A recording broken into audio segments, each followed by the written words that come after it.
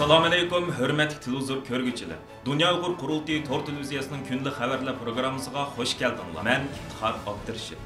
Hörmətli görürmənlər. Tövəndə diqqətinizlər gündəlik xəbərlər proqramımızın təfsilatıda bolsun. Dünya Uyghur Qurultayının rəisi Dolqun Eysa Şveysariyanın Grabundun kantoni qarashliq Ponterisina rayonida chaqırilgan 7-ci qatımlıq xalqaro axloq munbiri yig'inining 27 avgustdagi yepilish marosimida qilgan so'zida tinch va adolatli bir dunyo barpo qilish uchun dunyo tinchligiga zo'r tahdid selayotgan irqiy qirg'inchilik va insoniyatga qarshi jinoyat sodir qilayotgan Xitoydek mustabid bir davlatga o'rtaq taqobil turish va uni tizginlashning butkul insoniyat dunyosining bosh tortib bo'lmaydigan vazifasi va majburiyati ekanligini alohida ta'kidlab o'tdi. Shveysariyaning Grabundun kantonining qo'llashi bilan o'tkazilgan bu navbatlik xalqaro axloq munbiri yig'iniga Amerika, Kanada, Latin Amerikasi, Hindiston, Avstraliya, Janubiy Afrika va Yevropaning har qaysi ellardagi siyosiy arboblar, tonilgan faylasoflar, kishilik huquq tashkilotlarining vakillari, san'atkorlar, yozuvchilar, tadqiqotchi olimlar, psixologlar va jurnalistlardan bo'lib 80 nafardan ortiq arbob bevosita kelib qatnashgan va yig'inning yepilish marosimida Dolqun Eysa apandim Sharq Turkiston va Uyg'urlar masalasi haqida maxsus doklad berishga taklif qilingan edi. Dolqun Eysa apandim so'zida avval Uyg'urlarning azaldan Xitoy hukumati tomonidan atalmish Xinjiang Uyg'ur avtonom rayoni deb atalgan Sharq Turkistonda yashab kelgan xalq va bu zaminning haqiqiy egalari ekanligini,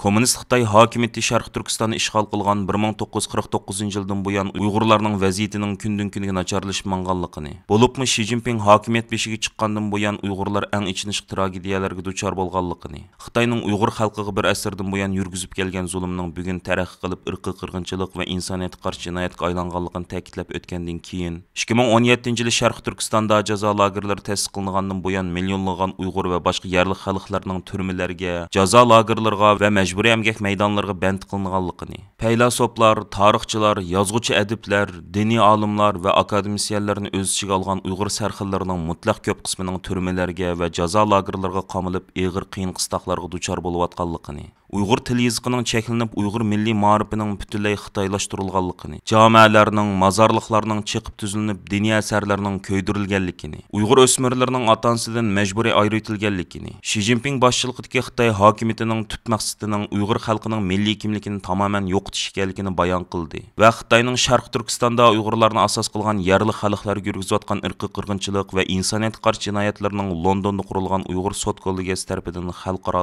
qonuniy asoslar bo'yicha dalillab chiqilganligini va hozirga qadar 10 davlatning Uyg'ur irqiy qirg'inchiligini qabul qilib rasmiy qaror ma'qullaganligini eslatib o'tdi. Dolqun Eysa apandim so'zida degan Uyg'urlarga irqiy qirg'inchilik yurgizayotgan Tibet, Janubiy Mongoliya va Hong Kong xalqlariga zulm selayotgan, Tayvanga tahdid selayotgan Xitoy hokimiyatining, shundaqla Ukrainaga tajovuz qilgan Rossiyaning navbatda dunyo tinchligiga tahdid selayotgan asosli diktator va mustabid hokimiyatlar ekanligini ta'kidlab o'tish bilan birga, ularga o'rtaq taqobil turishning adolatli va tinch dunyo barpo qilishning tub asosi ekanligini ifoda qildi. Dolqun Eysa apandimning nutqi yig'in qatnashuvchilarining qizg'in olqishiga sazovor bo'ldi. Dunyo millatlari o'rtasidagi do'stlik va hamkorlikni ilgari surish, bugungi dunyoda mavjud bo'lib turayotgan madaniyatlarni va qimmat qarashlarni qanday qo'g'dab qilish va rivojlantirish, millatlar o'rtasidagi o'zaro tushunishni qanday ilgari surish, qanday qilib go'zal bir dunyo barpo qilish qatorliq temalar bu navbatlik xalqaro axloq munbiri yig'inining asosli muzokara temasi bo'ldi. Uyg'ur kishilik huquq qurilishi tarafidan 28 avgust e'lon qilingan yangi tekshirish dokladida, garchi Amerika prezidenti Joe Biden o'tgan yil 12 oyda imzo qo'ygan Uyg'ur majburiy emkining oldini olish qonuni bu yil 21 iyundan boshlab rasmiy ijro qilinishga boshlangan bo'lsa-mu, ammo Uyg'ur majburiy emkiga chetishlik 70 dan ortiq mahsulotning, bo'libmi chilan qatorliq meva mahsulotlarining hozirmi ham Amerika bozorlarida sotilayotganligi, Washingtondagi eng az 7 Osiyo savdo markazida Uyg'ur majburiy emkiga chetishlik meva mahsulotlarini uchratqil bo'lganligi bayon qilindi. Uyg'ur kishilik huquq qurilishining tadqiqotchi xodimlari bu vaqtda Amerika miqyosidagi ta'minlash zanjirlari va savdo markazlarida ilib borgan tekshirishlari jarayonida hozir sotilayotgan ba'zi mahsulotlarning korobkasiga Bing Tuan tarafidan ishlab chiqarildi degan xatning yozilganligini bayqagan.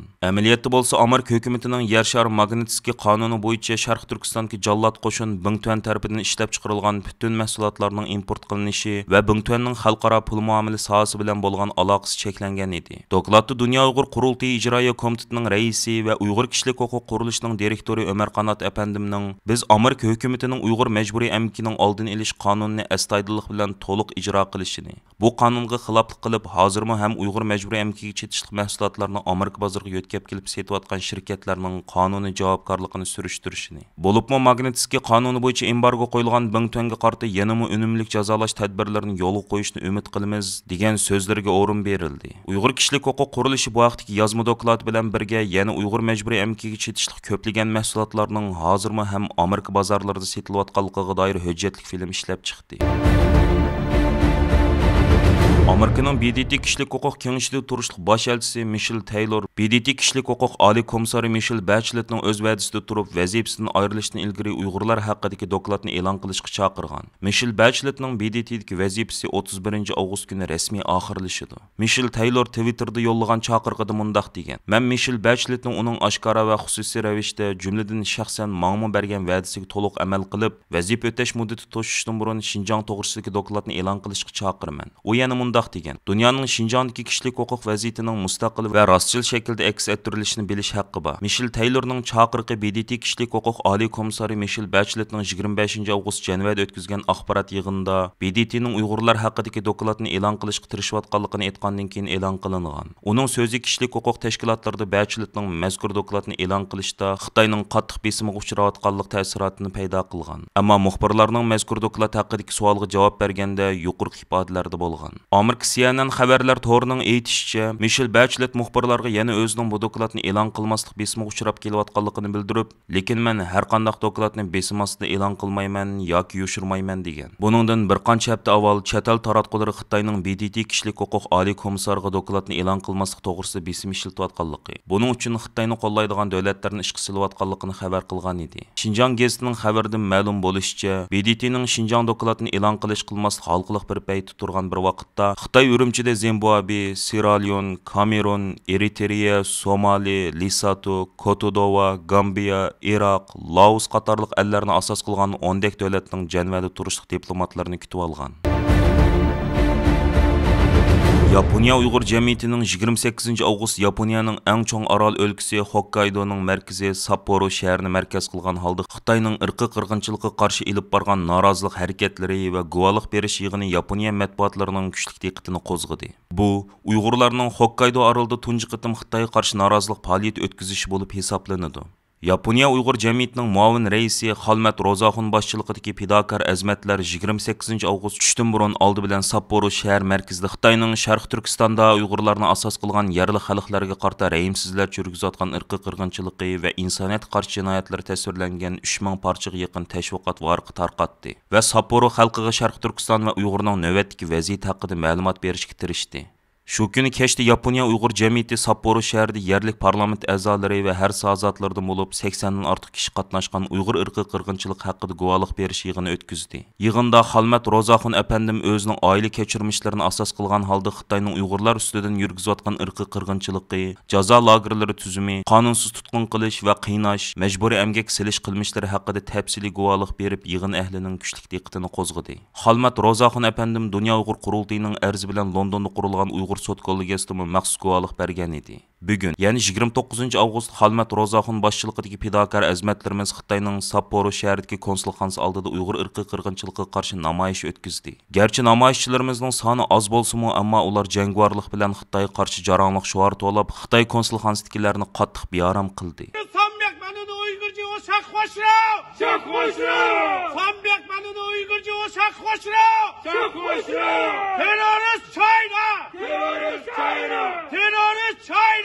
Namoyish jarayonida azmatlarimiz yana Xitoyning irqiy qirg'inchilik pash qilingan 1000 parchadan ortiq tashviqot varaqi tarqatdi. Yaponiya Uyg'ur jamiyatining Yaponiyadagi Uyg'urlarni qo'llayotgan siyosiy partiyalar va yerlik ommaviy tashkilotlarning hamkorligida 2021-yil 2-oyda butun Yaponiya miqyosida boshlatgan Uyg'ur irqiy qirg'inchiligini to'xtataylik degan shuar ostida butun Yaponiya miqyosida boshlatgan norozilik harakatlari izchil davom qilmoqda. Uyg'ur irqiy qirg'inchilikka qarshi namoyish, ko'rgazma, axborot e'lon qilish, guvohlik berish va muhokama yig'inlari o'tkazish qatorliq ko'p xil shakllarni o'z ichiga olgan mazkur faoliyat boshlangandan buyon Yaponiya Uyg'ur jamiyatining fidokor a'zolari o'xshamaydigan 30 o'lka va shaharda 100 maydondan ko'proq faoliyat ilib bordi. Faoliyat jarayonida Xitoyning irqiy qirg'inchiligi bayon qilingan jami 100 ming atrofida tashviqot varaqchisi tarqatdi. Aziz ko'rmanlar, yuqorida diqqatingizga Dunyo Uyg'ur qurultiyi to'r televiziyasining kunlik xabarlar programmasini sundik. Keyin qitimliq sonimizda ko'rishayli. Aman bo'lgaysizlar. Stansimizning YouTube kanaliga a'zo bo'lishni unutmang. Xayr xo'sh.